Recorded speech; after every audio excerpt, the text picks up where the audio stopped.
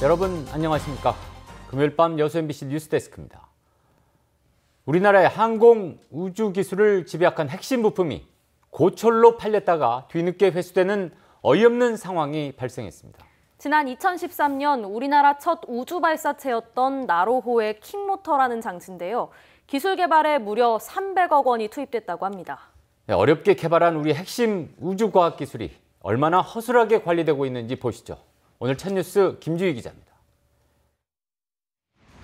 지난 2013년 우리나라 최초로 우주 발사에 성공한 나로호입니다. 이 발사체 2단부에 장착된 킹모터에는 위성체를 목표 궤도에 진입시키는 역할을 하는 국내 핵심 기술이 적용됐습니다. 개발에만 300억여 원이 투입됐습니다. 나로우주센터가 이 킹모터 시제품 등 나로 폐기 품목 10개를 700만 원을 받고 고물상에 처분한 건 지난 3월 20일. 보호해야 할 핵심 기술이 적용된 제품인 걸 뒤늦게 확인하고 500만 원에 대사온 건 이로부터 열흘 뒤였습니다. 나로우주센터를 관할하는 항공우주연구원 측은 센터 내 과학관 담당자가 바뀌면서 기술 보완이 필요한 시제품 존재 사실을 알지 못해 발생한 일이라고 해명했습니다. 빈 박스로 이제 결제를 맡으셔가지고 나간 거죠. 그랬다가 전임 담당자가 아니다 거기에 킹모터 있다라고 해서 다시 그 업체에 가서 수거를 해오신 상황입니다. 사건의 정확한 책임 소재를 규명하기 위해 긴급 내부 감사에도 착수했습니다. 통보를 받은 상황이고 지금 이제 검토를 하고 계신다고 이제 감사실 얘기하시는데 이게 본인들이 결과가 나올 때까지 중간 과정은 얘기해주지 않는다 그러시더라고요. 수백억여 원이 투입된 우주과학 기술이 고철값에 고스란히 노출될 뻔한 어처구니없는 상황. 항공우주연구원의 허술한 기술 보안 규정이 도마에 올랐습니다. MBC 뉴스 김주희입니다. 코로나19 사태가 장기화되면서 학생들 사이에 또 다른 증세가 전염병처럼 번지고 있습니다.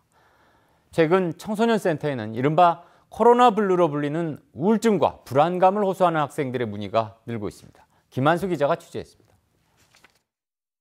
코로나 때문에 못 나가고 수업하면 엄마가 들어오고 계속 지켜보니까 그게 좀 불편해요. 코로나19로 3달 가까이 집에만 있어야 했던 아이들. 지난달부터 단계적 개학을 했지만 학교의 분위기는 예전과 다릅니다. 방역을 위해 일부 학교에선 쉬는 시간을 5분으로 줄였고 점심시간마저도 자유롭지 못합니다. 급식실 책상에 아크릴판 놔두고 거기서 한 칸씩 떨어져서 얘기를 하고 있으면 선생님들이 지나가다가 얘기하지 말고 그냥 밥 먹고 얼른 교실 올라가라고 하시고. 올해 3월부터 5월까지 전남 청소년 상담복지센터로 걸려온 상담 전화 가운데 우울과 불안감을 호소하는 학생들은 점점 늘어나는 추세. 작년 같은 기간과 비교했을 때도 54% 이상 증가했습니다. 올해 전체 상담 내역 가운데서도 우울과 불안감 영역이 가장 높게 나타났습니다. 청소년 상담 전문가들은 일시적 우울감 등 정서 조절은 심리 훈련을 통해 극복할 수 있다며 적극적인 상담 요청을 권합니다. 지역센터나 찾아가 상담을 하셔도 되고요. 청소년 전화 1388을 또 눌러서 상담을 언제든지 신청하셔도 됩니다. 감염병이 장기화되면서 일상 속 방역 못지않게 청소년들의 심리 방역에도 관심을 기울여야 할 때입니다. MBC 뉴스 김한수입니다. 경영 악화 등으로 여수 노선 폐지를 추진하려 했던 대한항공이 관련 조치를 보류하기로 결정했습니다. 더불어민주당 김회재 의원은 최근 대한항공 임원진 등을 만나 노선 유지를 설득한 결과 오늘 대한항공 측으로부터 운항 중단 신고를 하지 않기로 했다는 답변을 받았다고 밝혔습니다. 대한항공은 그러나 코로나19 여파로 지난 3월부터 시행 중인 운항 중단 조치와 관련해서는 재개 시점을 특정하기 어렵다고 밝혔습니다. 5.18 민주화 운동을 왜곡하고 폄훼하던 일부 유튜브 채널이 폐쇄 조치됐습니다. 삭제된 유튜브 채널은 온 오프라인에서 5.18 민주화 운동을 폭동이라고 하거나 5.18 유공자에 대한 근거 없는 의혹을 제기해온 콘텐츠들입니다. 5.18 기념재단은 역사 왜곡을 일삼는 채널이 삭제 조처된 것은 마땅하다며 이들 이외에도 온라인상에 광범위하게 퍼져 있는 역사 왜곡 콘텐츠에 대한 적절한 조치가 필요하다고 말했습니다. 코로나19 여파로 관광 패턴이 변하면서 때묻지 않은 자연과 쉼이 있는 섬을 찾는 이른바 섬캉스가 인기를 끌고 있습니다. 박영훈 기자가 취재했습니다. 강진만 한가운데 떠있는 가우도, 출렁다리를 건너 섬을 찾는 발길이 이어지고 있습니다. 코로나 사태 이후 단체 관광 대신 335 찾는 관광객이 대부분입니다. 산도 예쁘고 바다도 예쁜 것 같아요. 어때 재밌을 것 같아요? 네. 파도 소리가 심리를 간다는 명사심리해수욕장으로 유명한 완도 신지도. 지난 2달 새 30만 명 이상이 다녀갔습니다. 수려한 자연풍광과 북적대지 않은 장소를 선택한 육지 손님들입니다. 코로나 때문에 가족 단위로밖에 안 움직이니까 많은 인원이 움직이질 않으니까 조용한 데 찾는 게 사람의 심리잖아요. 우리나라 섬의 3분의 2 이상을 차지하는 전남의 섬들이 휴식의 공간으로 인기를 끌고 있습니다. 지자체들도 떠들썩한 행사를 없애고 은하수 체험, 고향길 걷기 등 힐링과 휴식에 초점을 맞추고 있습니다. 또 다음 달 13일부터 연이어 개장하는 해수욕장 가운데 13곳에 예약제를 시범 운영하는 등 새로 주목받는 섬캉스의 안전에도 힘을 쏟고 있습니다. MBC 뉴스 박영훈입니다. 코로나19 위기 극복과 내수 진작을 위해 정부가 마련한 대한민국 동행 세일에 전남 동부 지역 14곳의 전통시장과 점포가 참여합니다. 다음 달 12일까지 진행되는 이번 행사에는 여수 수산시장과 흥국상가, 순천 역전시장 등 14곳이 동참해 구매 금액에 따른 상품권 지급과 경품 체험 행사 등 자체적으로 마련한 이벤트를 진행합니다. 이와 함께 대형마트도 농수축산물 할인 판매와 기획전 등 대규모 소비 촉진 행사를 추진할 예정입니다. 도로가와 주택의 사고 위험이 있어 보입니다.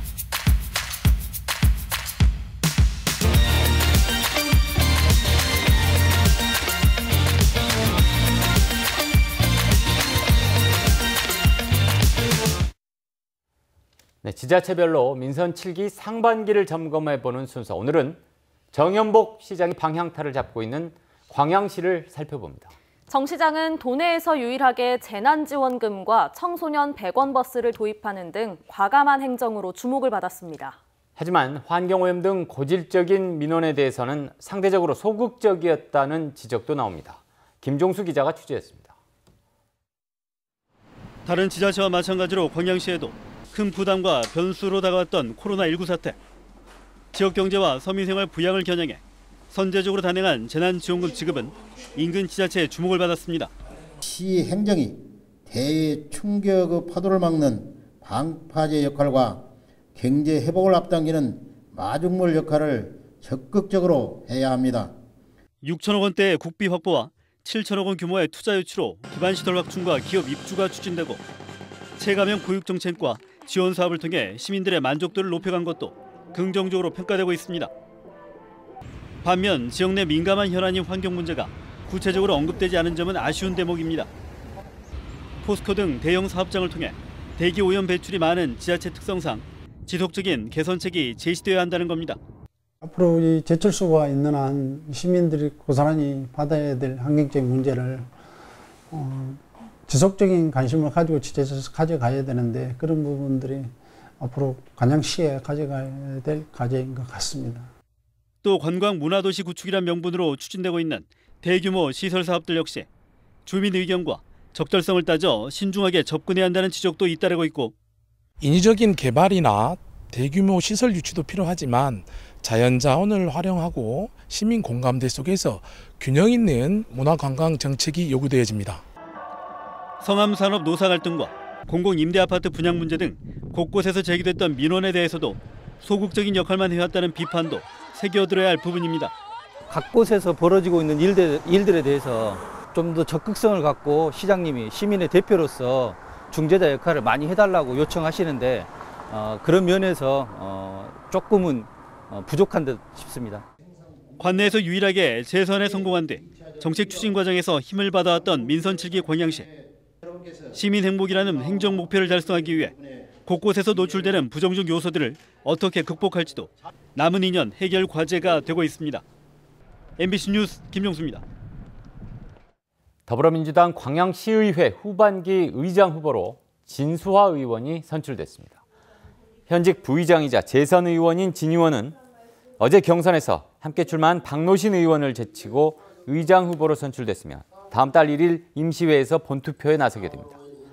현재 광양시 의회 전체 의석은 13석으로 이 가운데 더불어민주당이 11석을 차지해 진 의원의 의장 당선이 사실상 확정된 것으로 보입니다.